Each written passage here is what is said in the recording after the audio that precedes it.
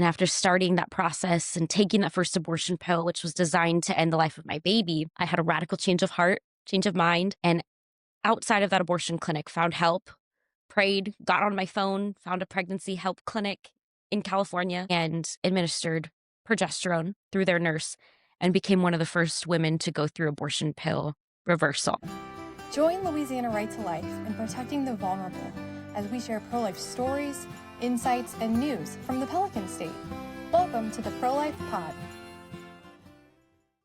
Hey, everybody. Welcome to the Pro-Life Pod. My name is Ben Clapper with Louisiana Right to Life, and we're here on the Pro-Life Pod, our new Pro-Life Pod studio here. So we're really excited to be here in this great space and coming to you with this great episode all about the pro-life movement and what's happening in the great state of Louisiana. We're really fortunate today to have a great guest here with us, Rebekah Hagan, who now lives in Shreveport, all the way coming from California. That you've been here for 2 years now. So, Rebekah, we're so happy to have you here in New Orleans in our office. Welcome to the Pro-Life Pod. Thank you. Thanks for having me.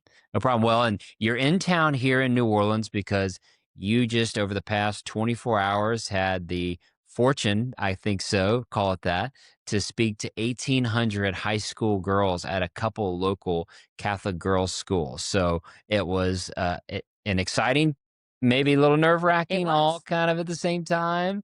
So just tell me, how did it go? What do you think? Oh, goodness. I think I'm losing my voice at this point, but speaking to 1,800 young ladies is so exciting and it's so encouraging to see the next generation rise up. And I was just so thankful that their school administration let us in with this message. It's so important. This generation is up against a lot when it comes to abortion, even in our state of Louisiana. So it was a privilege to be there. Absolutely. Well, in some of these schools, like you said, they need the message. And some of the really neat thing is that we've already heard within the last 24 hours some of the reports of how much students learned from what you shared, how they were inspired by what you shared. I mean, I remember yesterday some of the students coming up and talking to me. Yeah, they were, as someone were talking to you, some were coming up to me. They had huge smiles on their face. They were so bubbly and energetic, asking what they can do to help, how they can be a part of it. So definitely you made an impact. And at the end of yesterday's talk, they got up and gave you this impromptu standing ovation. So I could really tell that they loved what you said. They were sweet. And they loved the way you said it too, and so being there in the audience for your talks, being able to see and kind of see how they responded to you, it was really a treat, really awesome to hear. Thank you. Thank you, Ben. No problem. And so after the conversation, some of the students came up and talked to you and had some good conversations and shared some stuff. And I know you heard kind of their feedback a little bit too. Yeah, absolutely. And you've heard me say it when I go in, I let them know right off the bat, like, I am not your parent. I'm not your teacher. I'm not your priest. But maybe for the next 30, 45 minutes, I could be kind of like a stand-in big sister. I'm going to tell you the truth about abortion. I'm going to tell you what my story entails. And at the end of the day, even in the hard, messy parts, I hope that you learn from it and do better. And I think that they respond well to that. Absolutely. And they did. Yeah. Well, I appreciate you sharing your story and sharing your heart, And so we talked about this, that sometimes when speaking to high school groups, you don't know, you have no idea where they're coming from. Yeah. They may not have a choice to hear you. Some people come to your talk because of their own choice, but high school students, it's really a chance for you to make an impact on their life. Again, I'm just so grateful. But you're right. They're there sometimes unwillingly, not knowing what they're going to walk into. Right. And so we just know these opportunities are so important. Absolutely. And we take advantage of them. Absolutely. Well, okay. Personally, I know, like I mentioned at the start of the show, you've been in Louisiana for 2 years now, living. Almost 3. And you came from? California, all the way from California. So you live in Shreveport. We do. So I just remember you sharing with me that how different your life is coming from California, moving to North Louisiana. Any stories? How was that move for you? It was an interesting one. Of course, I loved and still do love the South and the culture and the people. And it's a little bit of a slower pace of life, especially up in North Louisiana, or Louisiana, as people are quick to correct me. I mean, I've always loved the South and could picture a life in the South. I just didn't know that it would be Louisiana necessarily. I didn't know what to think. And we enjoy like the slower pace of life, especially up in North Louisiana. A lot of people go to church. There's just a lot of really great culture and community here. And I'll never forget when we drove from California, our final drive with all of our stuff and our 4 kids and our 2 big dogs, we crossed the East Texas line into Louisiana. And I saw this bumper sticker in front of us that said Pro, Preaux, which I'd never seen before, life. And I was like, oh, these are my people. Yeah. This is a place where you can boldly display your Christian faith, your values, your pro-life beliefs, and not face backlash necessarily, or at least not the type of backlash I faced in California. So it feels good to be around Yeah. so many friends. And when you saw that bumper sticker, did you think Prux Life, or did you know the EAUX was pro life at the time? I think it took me a minute, Okay. and then I realized that everything here Right. is spelled EAUX, Right. kind of a play on words. So Yeah, if it was, we had, the big snowstorm last year in Louisiana, yeah. and so everyone called it the SNEAUX. Oh, funny. So anything that has O, we can stick EAUX on the end of it. So yeah, well, we're glad to have you in Louisiana, and it's great to have you as a part of this and a part of the cause, sharing your story. So we appreciate it. Absolutely. Well, and so for those who may not know anything about you, or maybe watching this podcast or listening and have no idea about your story or what brings you to share and speak to 1,800 high school students in 2 days, maybe just give us an abbreviated story of your life. Yeah, absolutely. So I have been in pro-life work probably for about 10 years, which sounds crazy to say, but I started out when I was a baby, 19, 20 years old, and time just flies. But I was originally brought to this movement about 2 years prior to that, so 12 years ago. I had already experienced at that point one unplanned teenage pregnancy during my junior and senior year of high school, rather. I chose life for that baby. I chose to parent. I went on to college, and that was supposed to be the end of the story. Things were looking up. I was getting good grades. My parents are proud of me. And then less than a year later, this time 18, a college freshman at a local university, I found out I was pregnant again. And this time, unlike with my first baby, where I saw a lot of hope and a silver lining and the thought that we could do it, this time I thought, well, my life is over. I was a newly single mom, had just left an abusive relationship, was living with my parents who swore up and down, they would kick me out, disown me if I ever put myself in another unplanned pregnancy situation again. And I thought, my child that's already here and I are going to lose it all. We're going to lose our home and my college education and my ability to have a good job, and I'll never get married. And it wouldn't be fair to bring another baby into this chaos. And so abortion in that situation is really pitched as this compassionate option. It's a choice you don't want to make, but one that you have to make, and it will better your life. And so I started searching, found out about medication abortion, or chemical abortion, known kind of as the abortion pill. Thought it was simple and convenient, and it was anything but. And after starting that process and taking that first abortion pill, which was designed to end the life of my baby, I had a radical change of heart, change of mind. And outside of that abortion clinic, found help, prayed, got on my phone, found a pregnancy help clinic in California, something I'd never even heard of, didn't grow up knowing about them, and administered progesterone through their nurse and became one of the first women to go through abortion pill reversal. Wow. That baby was saved. His name is Zachariah, and today he is 12, healthy, happy, thriving. I went on to graduate from college, got married. We have 2 more kids. I mean, life's been so great, and I got ushered into this movement, and it's been a blessing, really.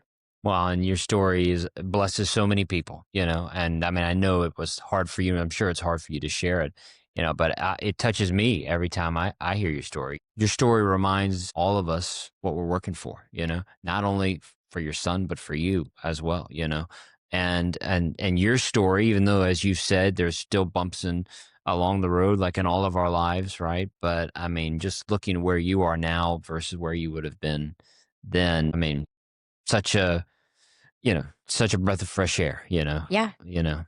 Redemptive. That's right. redemption. Yeah. Well, and so the pregnancy center, their role in your life, and speaking truth into you at that moment Yeah. versus the contrast of the abortion facility, really just like you said, maybe like an assembly line type. Maybe touch on that a little bit. Yeah. So when I went to the abortion facility, it was sad and somber, and there were tons of girls there, all there to make the same decision. And it was just like little plastic chairs lined up, no privacy. And I was telling the gals that we spoke to today in these schools that, it's ironic when people call this empowering, because I can tell you that was the least empowering environment I've ever been in. I mean, it's just full of total despair and hopelessness. And these girls can't even make eye contact with one another. And then you go to, or even just contact a pregnancy help clinic, which we know are full of the Holy Spirit, and nobody profits off of your decision. And it's like a light and dark, night and day contrast. It's bright and it's full of hope and it's full of peace. And they're there to remind you that, like, your life isn't over. And maybe we could take a second to pause and to really think about all of your options. And they have these in-depth conversations with you about abortion, about adoption, about parenting. And all of a sudden, the crisis starts to calm. And you can very clearly make a informed decision. Yeah. Wow. Well, and, you talked, obviously, you're one of the first women to take advantage of the abortion pill reversal. Maybe share with us what's happened in the world. How has that gone? Has that continued? What's the impact of the abortion pill reversal across the country? Yeah. So abortion pill reversal has grown. It's expanded. In fact, when I called back in 2013, they had just about 3 months before launched that website, and then even more recently launched that particular ad that I was seeing on my phone on Google. So just total act of God. And since then, yes, it has grown. But of course, that's also because chemical abortion access has grown. And it has been without a fight. I mean, big tech censors pro-life messages, and they don't, for whatever reason, care for abortion pill reversal. And that's unfortunate. And still, somewhere between, 7 to 10,000 babies at this point today have been saved by abortion pill reversal. I think they have 1,500 providers in the nation. They've helped women in every single state and in several other countries. And the neat, incredible thing is these babies have been born, given a second chance at life, and not a single one has been born with any type of physical or cognitive abnormality. And their moms have not been harmed in the process. So it's incredible. Well, and it's just progesterone. Just progesterone. I hate to say it like that, as if it's not. I mean, it still took someone's creative mind to think. But like you said in the talks, the mifepristone blocks progesterone. Yeah. The abortion pill reversal is just providing progesterone to overtake it. And I mean, progesterone, right, is provided and, prescribed to many women. Yeah. Who whether have a pregnancy, maybe a high risk pregnancy, or they're in risk of miscarriage, or maybe just the doctor wants to ensure that the pregnancy is going to continue to term, right? Progesterone's a normal part of a woman's body and medical care today. Absolutely. Commonly prescribed. That's right. And that, to me, the fervor about people trying to stop the message of the abortion pill reversal getting out there, it's just so frustrating, because it's not some new medical protocol. It's just progesterone, right. And it's helping women. It's saving lives. If people say, well, I don't think we've had that in our legislature. Some people tried to, when we were trying, this was probably 6-7 years ago, we were trying to pass legislation to, when the abortion facilities were open, to offer information about the abortion pill reversal to women. And in fact, long before I ever knew you, I think I shared with you one. We had a picture of you. Yeah. And we were like, well, look at this baby. I mean, there's no argument needed. This baby would not be here if APR wasn't there, Yeah. So, which is cool, because now you're here and you're in Louisiana. So I just think it's one of the way the Lord works and everything, But yeah, so how can you argue with flesh and blood? That's often what I say about it, Completely agree. Yeah.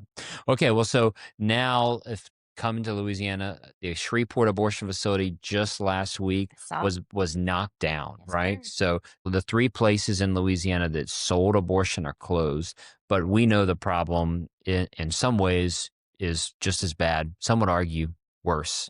which is that because of the rules that were changed by Biden in 2021, abortion pills are shipped and sold through the mail online like crazy.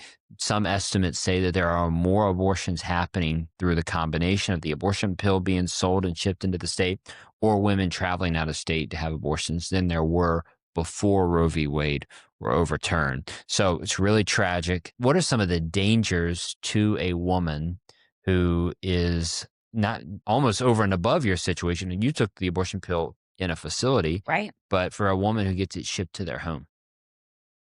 It is the wild, wild west out there when it comes to abortion access, and everyone should be frightened, and it should scare parents enough to get ahead of these conversations and to start talking with their daughters so that they don't order these pills to their homes. To answer your question, it is so frightening because in the name of women's healthcare, of all things, we have young girls, sometimes as young as, 10, 11, 12 years old, taking drugs without their parents' knowledge, oftentimes with no medical supervision. They're taking not necessarily the proper amounts of drugs. They're getting them from foreign countries. We're in a fentanyl crisis. They don't really know what all they're ingesting. And even if it is the abortion pill that they were really sent, and there's, of course, two drugs and a chemical abortion, even if it is the real abortion drug and not laced with fentanyl, the abortion pills themselves are dangerous. They're known to be related to hemorrhaging. And sometimes women have retained products of pregnancy and become septic. And these girls aren't having ultrasounds to know how far along they are, or if they're pregnant with an ectopic pregnancy, which is quite dangerous. I mean, we both share mutual pro-life physician friends who are appalled by mail order abortion. It is scary. Yes, and the women who are coming to emergency rooms in Louisiana and other states as well, who have been told to just say you're having a miscarriage by the abortion pill companies. And so doctors really barely even know, they're not getting the full truth about these women who are showing up with complications. There have been awful stories in the state, and it's bad for the baby. Obviously, the baby dies and Right. is killed, and it's bad for the mom's health as well. Yeah, absolutely. So what I guess we talked about, what do parents need to know about this? I mean, how can they be involved? I mean, obviously you don't want your kids to find themselves in this situation, but they also need to know, what to do if they do find themselves or if they have friends or someone else. And kind of going back to your story, it's like, what would you have liked to have heard, growing up that could have changed the trajectory of your life? That's a great question. I grew up in church and I had great parents. And I think they were of the generation that believed if we talk about relationships, pregnancy, sex, abortion, our kids are going to do it. They're going to engage in all of these activities. And so fear prevented them from having any conversations at all. And because they didn't talk about it, they lost out on being the authority on those subjects in my life. So they didn't fill me with the truth. And I was so susceptible to the lies of the world. So this starts at home. Parents absolutely have to get ahead of it. And it starts really young in age-appropriate conversations and how we talk about human dignity and babies in the womb and pregnancy is natural and it's great. And we're a family that operates in total grace and we forgive all sins. Start small. And then as they get older, these conversations, I think, get deeper and a little bit heavier. And for older teenagers, older kids, I think parents should approach the pregnancy abortion topic much like we approach as a culture the drunk driving topic. So I can't tell you how many times my parents, who wouldn't talk about anything, said, but if you get drunk at a party, call us. Like, just don't get in a car. We're not going to be mad. It's the one time you're never going to get grounded. Just because you did the right thing. You called us and you're going to get off free. We just want you to be safe. And parents can similarly say, look, I never want you to get pregnant out of wedlock. This would create a very complicated situation for you. It's not what God wants for you. That's a very scary life. But if you do, don't do anything frantic. Don't do anything dumb. Don't go for your knee-jerk reaction. Just call us. Just come home. Let us be your safe place to land. Say something. Right.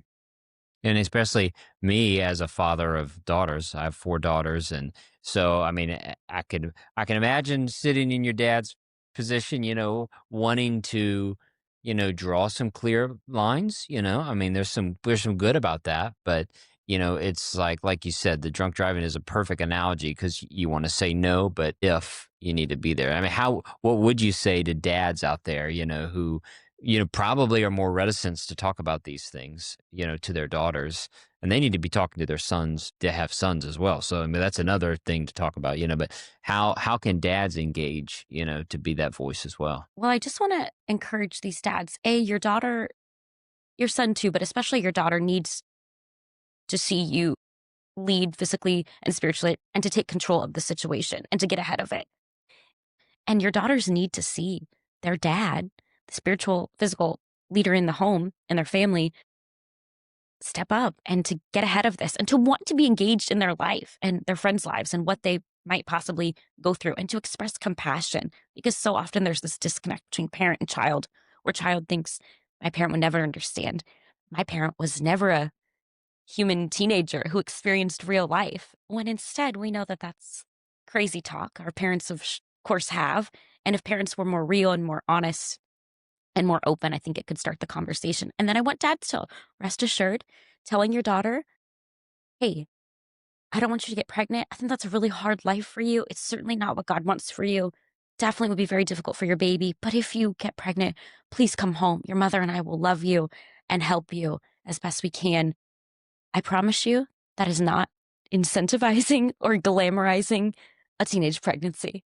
It's not giving anyone permission to go out and to make decisions and become pregnant. So rest assured, that's not the end result. Instead, they probably will think more carefully about the decisions that they're making and then know that, God forbid, if I ever find myself here, my dad's going to be my first call and not the abortion clinic. That's great. Yeah, well, and parents need to engage, right? I mean, this is especially in a state like Louisiana where, it's more difficult than ever in a sense to reach young people, because with social media and all the messages that are going out about the abortion pill, it's more incumbent upon families and Yeah. communities to reach into young people. So I guess with what's happened in the abortion crisis, how do everyday people make a difference, right? They can't go pray at an abortion facility. Things like that in Louisiana are not there anymore. How do people engage and make a difference in what's happening today? Oh, goodness, that's a great question. I think, again, I will circle back to these conversations start small, they start at home. Never underestimate the power you have as a parent raising up the next generation to make better choices, to live out pro-life values.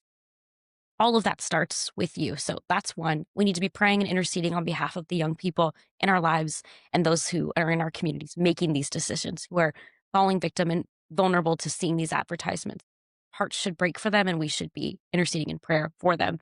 And then practically, we can, of course, partner with Louisiana Right to Life, which you and your team have so many incredible opportunities and initiatives that aren't just for adults, but for young people, middle and high schoolers, for families. This can become something that they can do together, through Louisiana Right to Life. I know you do diaper drives, you're partnering with your pregnancy help clinics throughout the state. You've got your Pulse Leadership Youth Conference, which educates and equips families and adults and children alike. And of course, then we also have our pregnancy help clinics, and they're often looking for, yes, financial support, but more than that, you giving of your time and your talent. And if you've got a skill or just are willing to serve, I promise you, if you call your local pregnancy help center or pregnancy help medical clinic, they will plug you in a meaningful way. Absolutely. That's great. Well, you talked about our work at Louisiana Right to Yeah. Life. So, I mean, a story you shared with me recently, which I love, so I want you to share it again, is you live in Shreveport. So you were on a field trip, right, Yes. with your kids at the Louisiana State Fair, right? The big old state fair in Shreveport. Like I said, probably had your turkey leg and your fried Oreo and all that stuff. So tell me about that story and what y'all encountered. Yeah, so I was a parent chaperone and the group had split up. And so I had a couple kids in my group, and then every parent had a few children with them. And when we got back together, I saw these cute little girls with their little fetal models wrapped in a blanket. And I said, where did you get that? Knowing what I had seen. Of course, I also have fetal models at home, have been working in pro-life work for over a decade. And they said, well, there was a table and they gave us these. And they said, if we pray or if we wanted to give $1, that we could partner in saving a baby.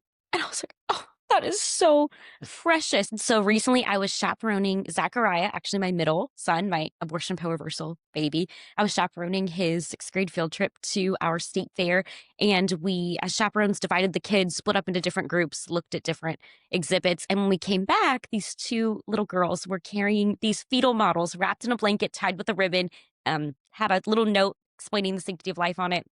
And of course, I knew right what it was. And I said, "Where did you get that?" Because I've worked in the movement for a decade and I know about fetal models. And they said, "Oh, we came across this table, this exhibit." Sure enough, it was Louisiana Right to Life.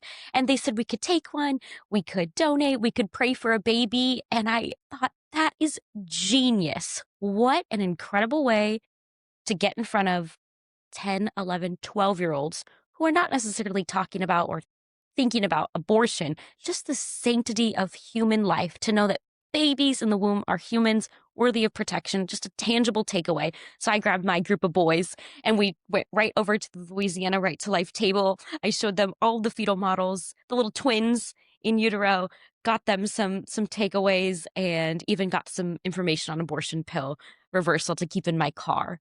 So it was neat. I'm glad you were there. You're changing lives of sixth graders at the state fair.